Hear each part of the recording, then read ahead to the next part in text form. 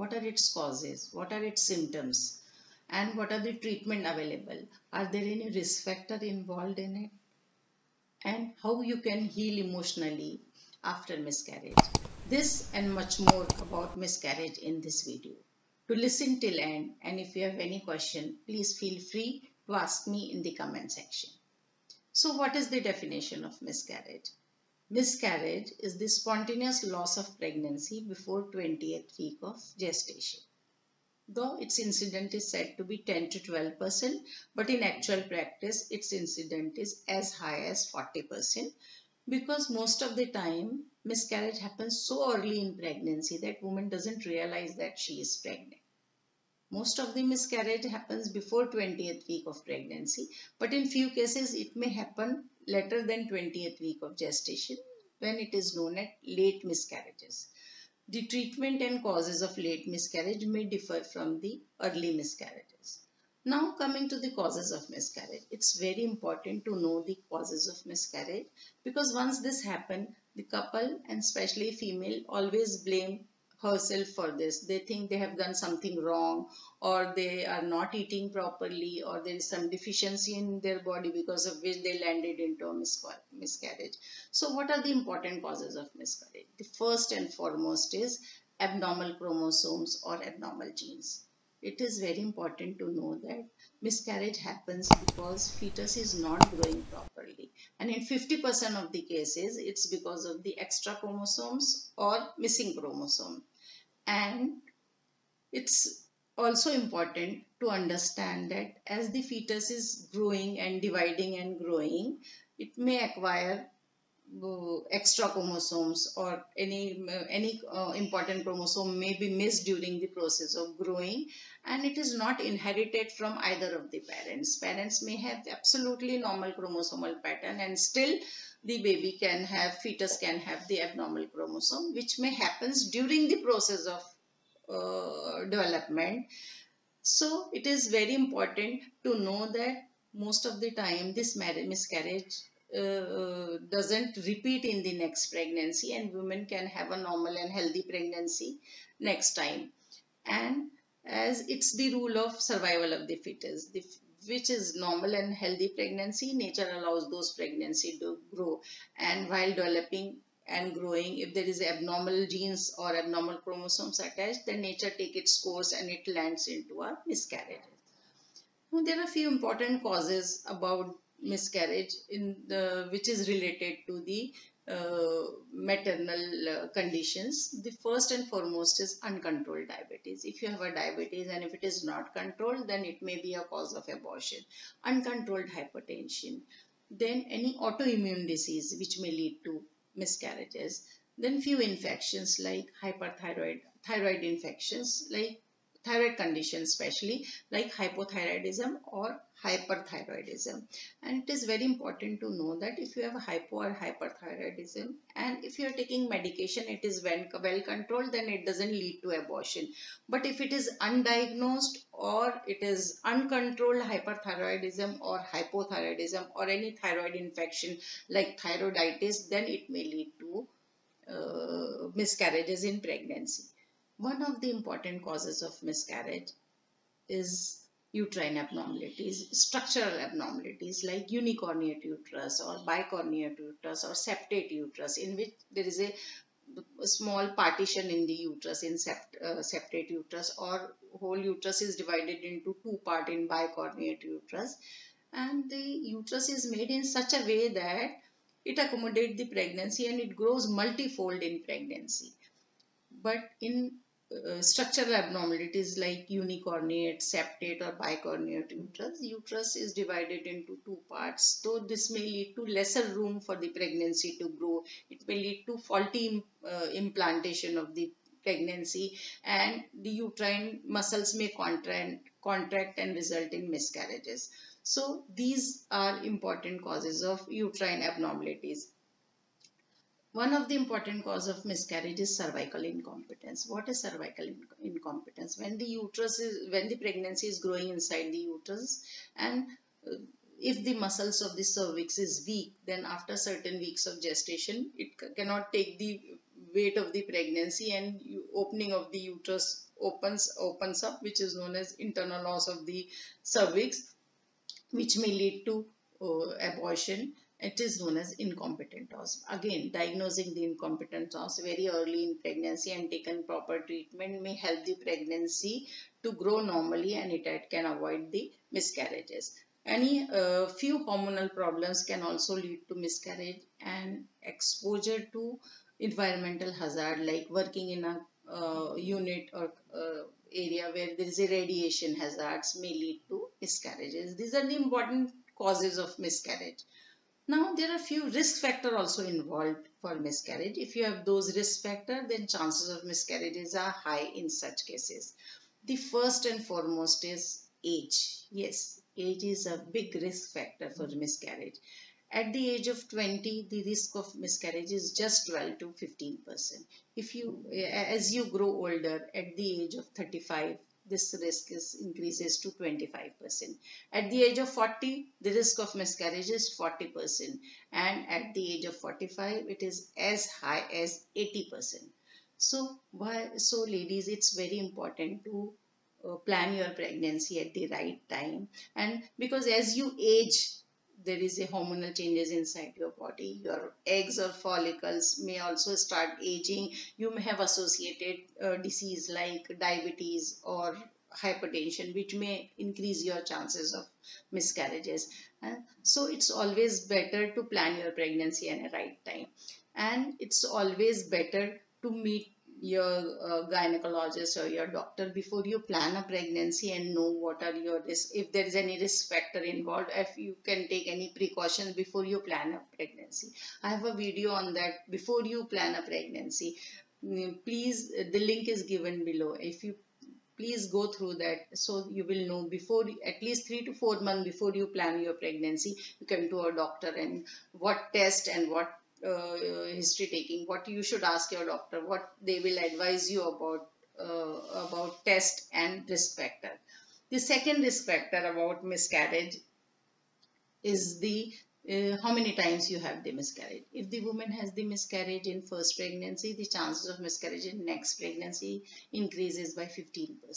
If she has 2 miscarriages, this incident of miscarriage increases to 30%. So that's why it's always after a miscarriage, you have to discuss with your doctor what are the risk factors involved, what are the causes, and you have to work on it and then plan your pregnancy. Then very important risk factor about miscarriage is smoking, alcohol and illicit drugs. These increases your chances of miscarriage to a great extent. If you are a smoker, if you are taking alcohol, before you plan a pregnancy, please reduce it, and smoking and drugs, you have to quit it altogether at least 3 months before you plan your pregnancy. Then women having a medical disease, as we have discussed, like they have a hypertension, diabetes, any kidney element, they can increase their chances of abortion. Now it is very important, as we have discussed the causes, we have discussed the risk factor, it is also important to know what does not cause miscarriage, because there is a lot of myth about the miscarriage. Eating this can cause miscarriage, having this can cause miscarriage. So what does not cause miscarriage? Number 1 and very important is exercise. Exercise never causes miscarriage. Even exercise of moderate intensity and like jogging or cycling will not cause miscarriage. Second, very important, and most of the time couple have this question, does sexual intercourse causes miscarriage? No, sexual intercourse does not cause miscarriage. Then working, if you're traveling, you're working, you're sitting on your laptop, you're working in the field, does it cause abortion? No, it will not cause abortion. There are so many myths about the food also, like eating hot, like eggs in the first trimester or non-vegetarian item in the first trimester will cause abortion. No, food generally doesn't cause abortion. Especially it's said about the papaya, like eating papaya will cause abortion. Now you should know important thing about papaya. If you eat well ripe papaya, it's a very good fruit to eat in the pregnancy. It will never cause miscarriage. But if you eat raw papaya, it contains a substance known as papain, which stimulate uterine contraction and which can give you a risk for abortion. So avoid eating raw papaya in pregnancy. Now coming to the symptoms of pregnancy. As you all know, the symptom of pregnancy, but the first important symptom which we are going to discuss today is first bleeding. Even if miscarriage is never related with very heavy bleeding or passing of clots, it can be as simple as spotting. So any type of bleeding, just a spot, pinkish discharge, dark colored bleeding or heavy bleeding, you have to report to your doctor. Second important symptom is pain in abdomen. It may be acute pain, it may be dull ache, it may be like a menstrual cramp. Any type of pain in pregnancy is abnormal. Third is dull ache in the back.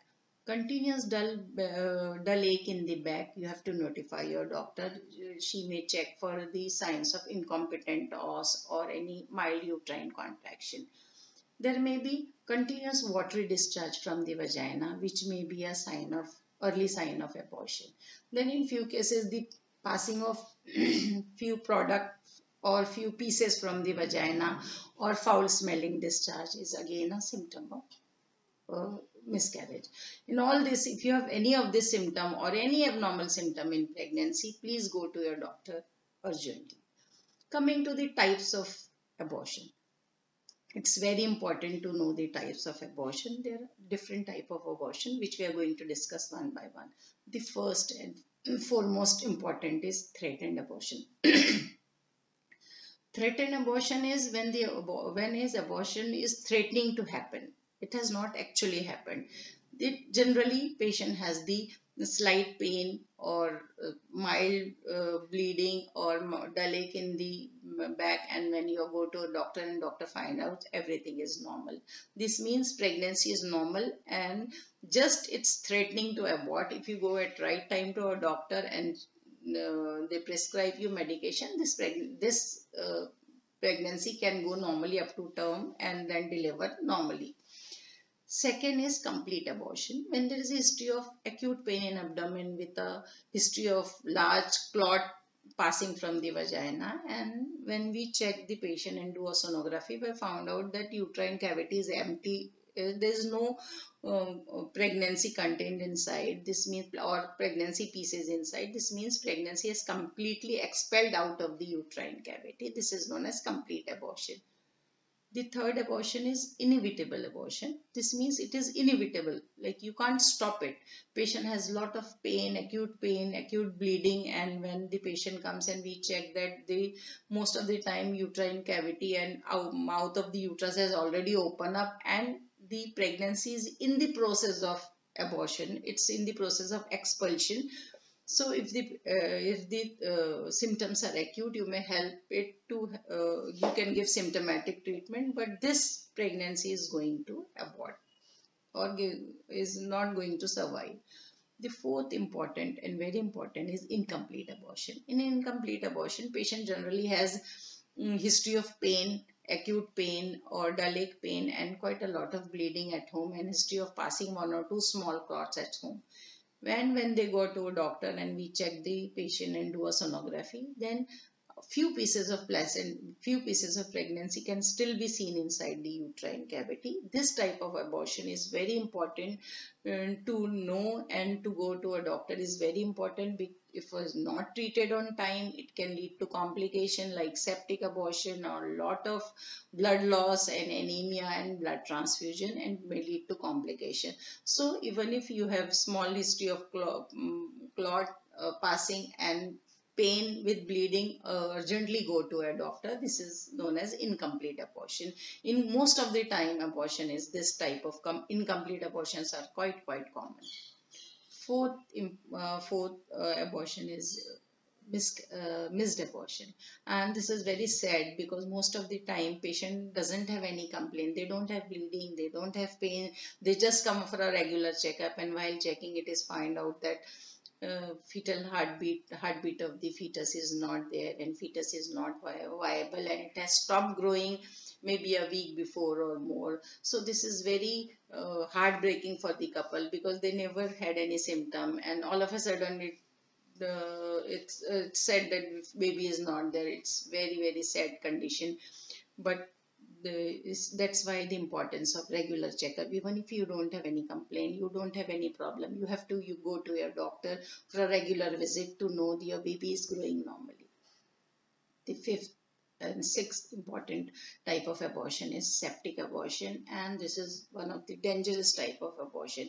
If patient has a history of pain with bleeding, and that bleeding stopped and she never goes to her doctor, and again after a week and she again started having a bleeding with clots, or with that she has a history of fever with chills, then this, and when they could come to a doctor and found that the pregnancy pieces inside, remaining pieces has got infected and it lead to infection inside the uterus. It's one of the very dangerous condition, and very dangerous for the female also, because it lead to lot of infection and complication in the pregnancy. So knowing different type of abortion is very important.